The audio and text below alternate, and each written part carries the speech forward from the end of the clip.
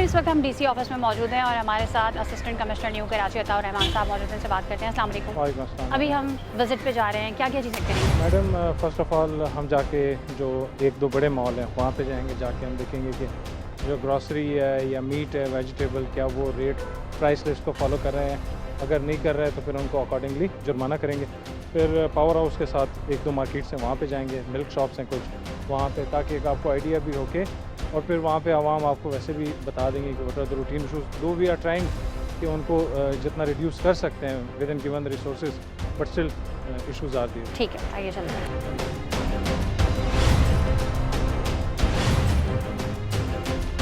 हम ये diamond supermarket पहुंच गए हैं और यहाँ पे हम देखेंगे जो चीज़ें हैं उनके प्राइस क्या हैं। अच्छा, इससे पहले भी आपने यहाँ विजिट किया है? हाँ, मल्टीपल टाइम्स। और क्या देखा आपने? जब वायलेशन होती है इनको हम फाइन करते हैं। Once they are following the rates तो फिर हम अप्रिशिएट करते हैं।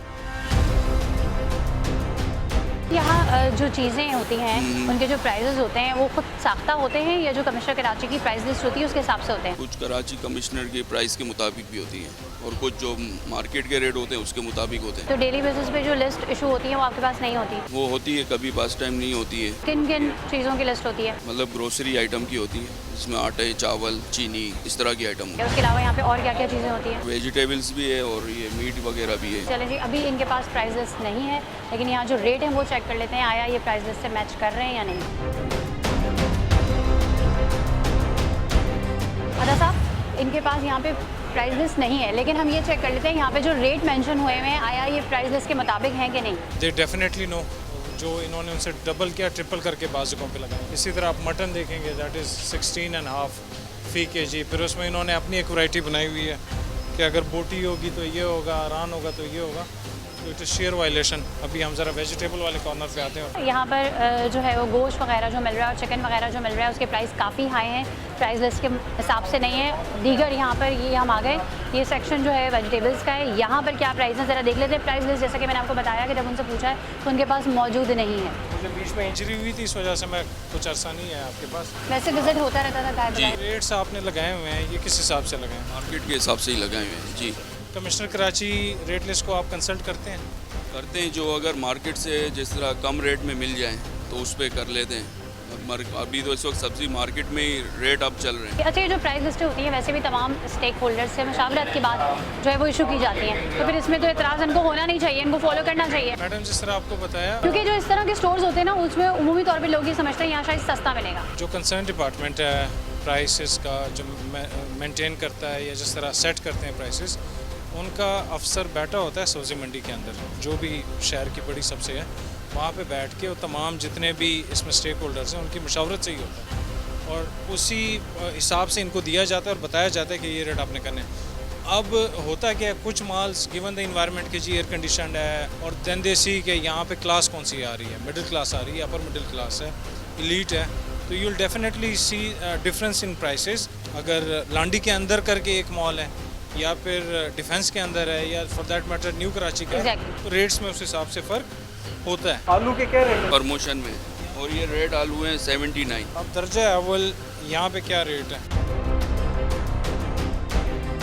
43 आपको नहीं नज़र आ रहा जी। यहाँ पे अच्छा 43 है प्राइस इसमें और यहाँ 79 है। हाँ, आप काइंडली किसी को बता के। वाले आलू हैं। ओके, आप ऐसा करें, इनवॉइस है आपके पास?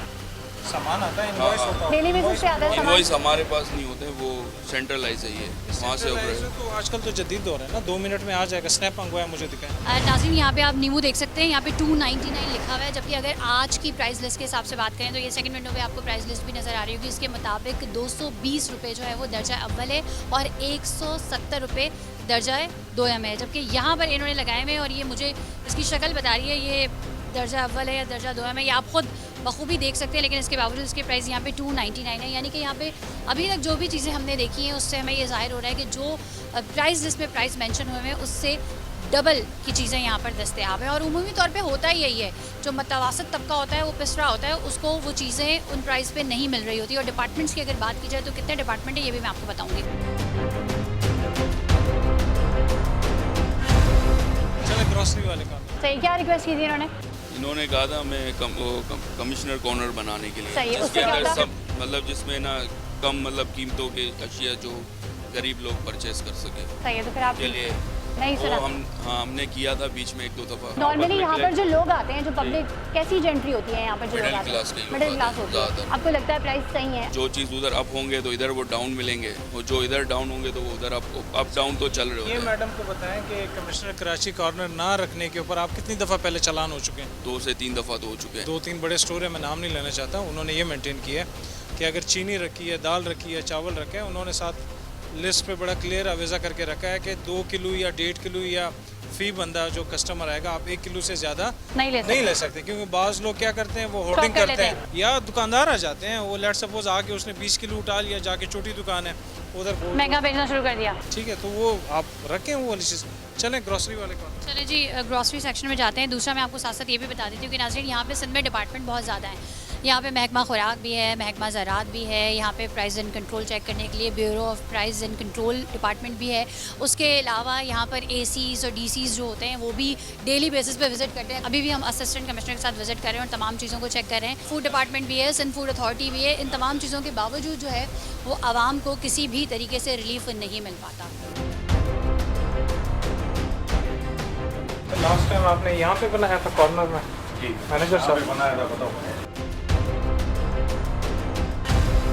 ये पूरा यूनिट बनाया था हमने, हाँ, अभी किधर है हमने यूनिट? इसको ख़त्म कर दिया क्योंकि कस्टमर इन चीज़ों को एक्सेप्ट नहीं कर रहा है। नहीं, वो तो खुश हो रहा था, वो तो खुश। नहीं, हर कोई खुश नहीं हो रहा ना, क्योंकि वो क्वांटिटी मांग रहा है। फिर दूसरी बात क्वालिटी के ऊपर भी वो इशू कर रहा है, क्योंकि तो मतलब उसमें आप प्राइस अगर प्राइस कम रखें जी। तो आप क्वालिटी अच्छी नहीं रख रहे थे? लाजमी बात है। मार्केट में आप जाएं, आप अच्छी क्वालिटी लेने जाएंगे तो उसकी तो प्राइस अब भी मिलेंगे आपको। आप जोड़िया बाज़ार में जाएं, कितने किस्म के चावल आप लेते हैं, उसके सबके मुख्तलिफ रेट अच्छा, ये हैं। क्यों मनमानियाँ जारी हैं? क्यों अपनी मर्जी से गिराव फरोशी अरूज पर है?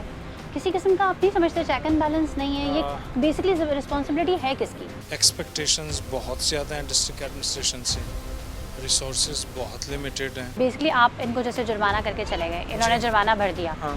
आवाम बेचारी किधर गई? उसको तो फ़ायदा ही नहीं होगा कोई। These things we can do, जुर्माना हम इनको देते हैं, बार बार देते हैं। You can ask them. काफ़ी दफ़ा हो चुके हैं। कितना एक मतलब- मिनिमम अमाउंट बताएं मुझे? मेरे टाइम में तो 3 से 4 दफ़ा 3 से 4 दफ़ा हो चुका है।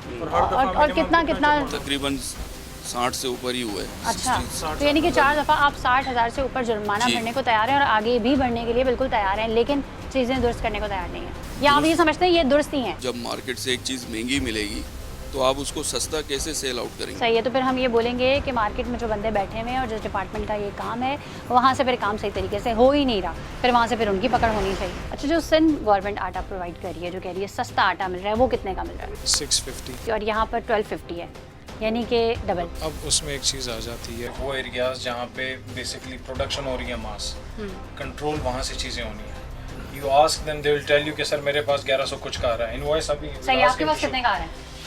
ये तो मैं नहीं बता सकता ना, ये तो मेरे परचेजर ही बताएंगे। सही है, तो उनको बुला लेना, आप इनको साथ साथ शो भी Invoice तो तो करते मैंने रहे। उनको कह दिया, मैसेज दे दिया है, वो आ रहे हैं वहाँ से वो इन्वॉइस निकलवा के, Invoice क्योंकि मंगवा। ये जो परचेजिंग है जो ये रात में होती है ना, वो स्टाफ अभी इस वक्त ऑफ करके गया, वो उनको कॉल करके अब जिनको हमने कंट्रोल करना होता है वो फ्लोर मिल होते हैं, जिनको जो कंसर्न गवर्नमेंट होती है वो प्रोवाइड कर रही है गंदम सब्सिडाइज रेट के ऊपर, और वो फिर उसको आटा बना के आगे उसी रेट पे बेच रहे हैं। जैसे आज भी 2 ट्रक न्यू कराची में वो फ्लोर के बिके हैं।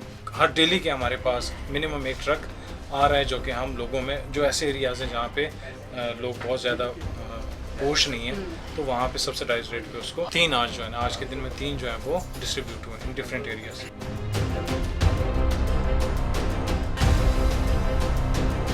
अब क्या किया जाएगा? हमने यहाँ पे तमाम चीज़ें चेक की और हमने देखा कि यहाँ पर प्राइजेस तो कहीं से भी फॉलो नहीं हो रही। मतलब there is no such limit to the things. एक वायलेशन के ऊपर, किसी एक प्रोडक्ट के ऊपर we can fine them up to 30,000 rupees. तो अभी आपने गोश्त में देखा, वहाँ पे भी वायलेशन थी, वेजिटेबल में भी वायलेशन थी, ग्रॉसरी में, keeping everything aside, they have been asked time and again to maintain commissioner Karachi corner, which they did not. तो 3 है 90,000 रुपीज़, 90,000। मतलब ये फ़ाइन भरना इजी है, लेकिन प्राइस वही रहेंगे।